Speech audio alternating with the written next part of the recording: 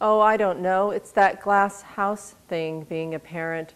I suspect that's one good reason those childless couples aren't so sorry they don't have the pile of regrets the rest of us have about screwing up our kids' life because we were doing what we thought was right, but it turned out to be wrong somehow. Then years of therapy on both sides and speaking only about what mattered least, while underneath was everything we loved about him, because our kid is a him. Wanting to grasp with both raw hands and squeeze, squeeze until he broke apart and we could put him back together in a way he would like, a way he thinks he should have been in the first place. And when we're done, there he would be, staring at us and us staring back, back into his incredibly blue eyes, the eyes we've stared into for his whole life, the eyes of a complete stranger.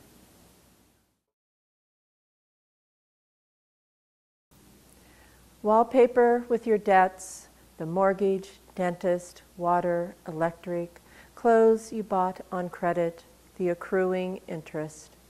Roll on smoothly, no bubbles or seams, no curling in the corners.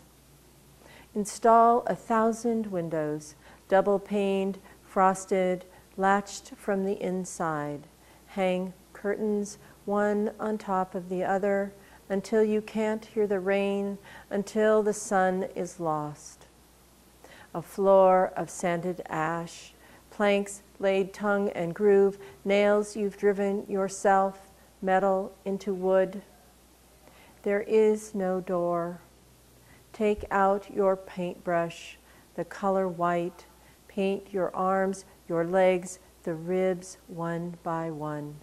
Slip out at sunrise. Don't look back.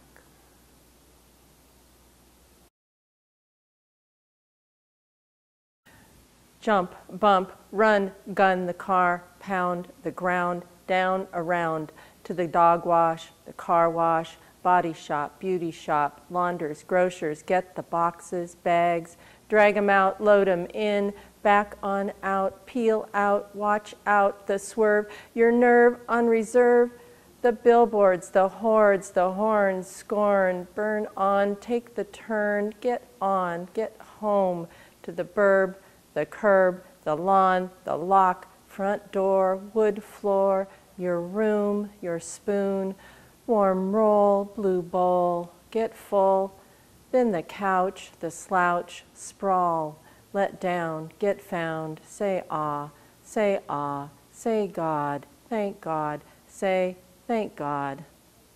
This poem was written after I attended a lecture on Gertrude Stein and was infused with her energy.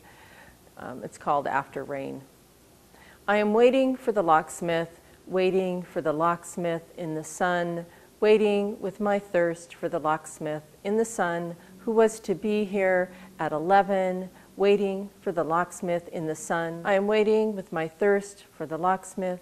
Now it is 3. I am waiting, still waiting, for 2 months now, waiting for the locksmith now, in my thirst, waiting in the sun.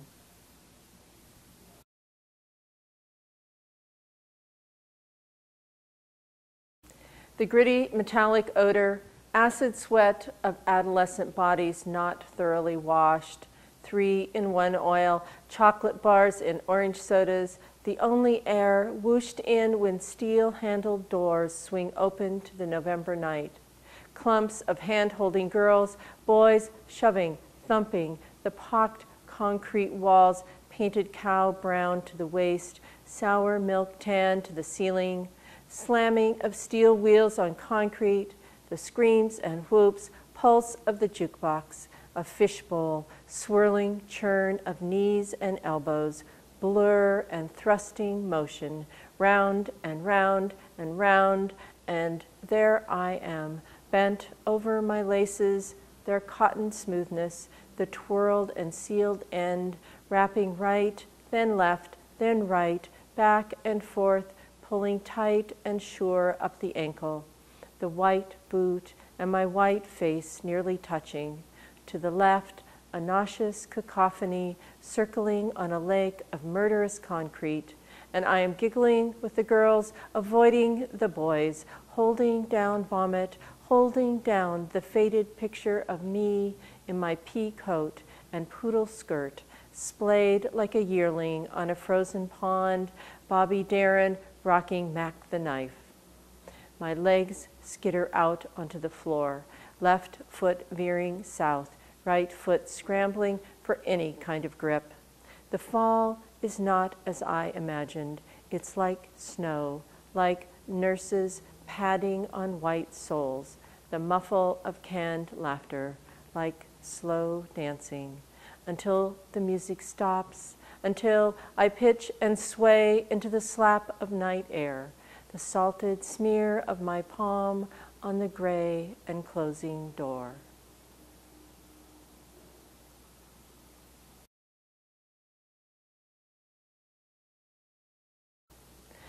I lived in you, your pores bled into mine, scattered in knee scrape or elbow, taken home to bed under fingernails in the fine hairs of my nostrils.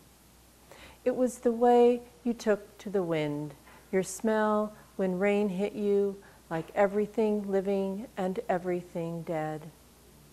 It wasn't a love affair exactly, it was more like, well, an understanding. We were meant to be. You were my playground, my teacher, the one who showed me the sky. It was gradual, the separation. We hardly noticed the hours that stretched into days and weeks.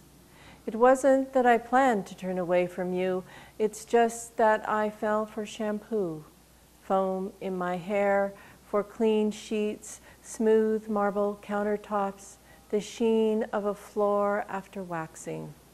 And let's face it, you and I both know I'll be back.